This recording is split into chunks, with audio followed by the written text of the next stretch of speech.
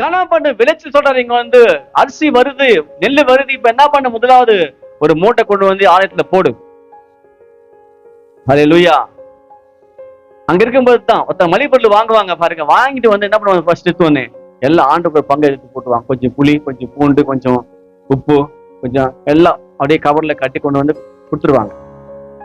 முதல் பலன். ஹல்லேலூயா. முதல் பலன். முதல் பலன் என்னது? நம்ம ஒரு சேலரி வாங்குறோம். இப்ப என்ன பண்ண? சேலரி வாங்கணும்னு வாடகை, கரண்ட் பில், மளிகை பொருள், அப்புறம் அவன் கடன் தரணும், கடன் அவங்களுக்கு, அப்புறம் லோன். லாஸ்ட் என்ன இருக்கும்? என்ன காணும்? எப்படி வரும்? எல்லாம் பண்ணி போச்சு. கர்த்தருக்கு அடுத்த மாசம் பார்த்துக்கலாம். இல்லைன்னா எழுதிக்கலாம், புக்ல எழுதலாம், டைரியில எழுதிக்க அடுத்த மாசம் பார்த்துக்கலாம். இது இல்ல, இது கிடையாது. அப்ப எப்படி வந்து நீங்க வந்து கர்த்தருக்கு கொடுக்கலன்னா எப்படி ஆண்டவர்கள் ஆசீர்வதிப்பார் சொல்லுங்களேன்?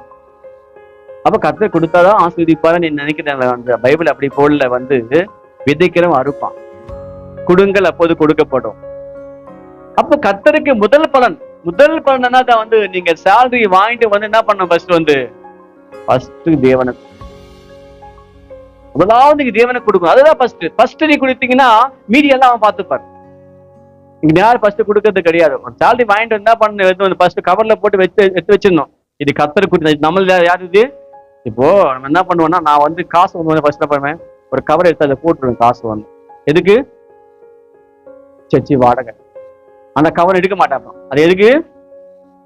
வாடகை தரலாம் அவன் சொல்லுவான். அப்புறம் வந்து காலி பண்ண சொல்லிட்டு அப்ப நான் வாடகை ஃபர்ஸ்ட் கொடுத்துணும் கரெக்டா இல்லையா? அது அவர் பங்கு, அது ஹவுஸ் ஓனர் பங்கு. அதே போல ஆண்டவர் பங்கு இருக்குல்ல.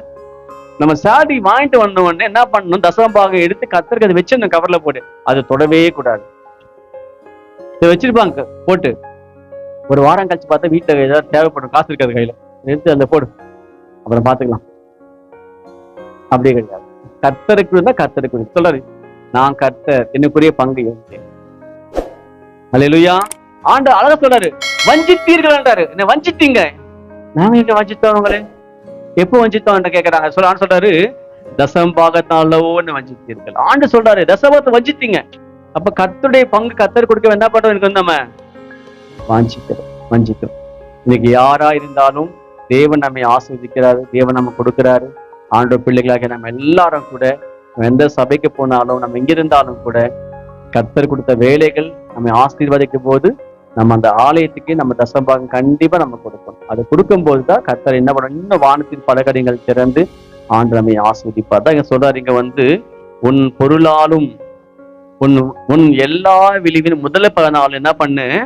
கர்த்தரை கனம் பண்ண. என் கர்த்தரை கனம் பண்ண என்ன வந்து தெரியுமா? கேள்வி சொல்றாரு பாருங்க. அது கேள்வி போட்டிருக்கு, அப்போது உன் களஞ்சியங்கள் பூரணமாய் நிரம்பமா. அல்லேலூயா. எப்படி நிரம்பமா? வந்து பூர்ணமாய் நிரம்பும்.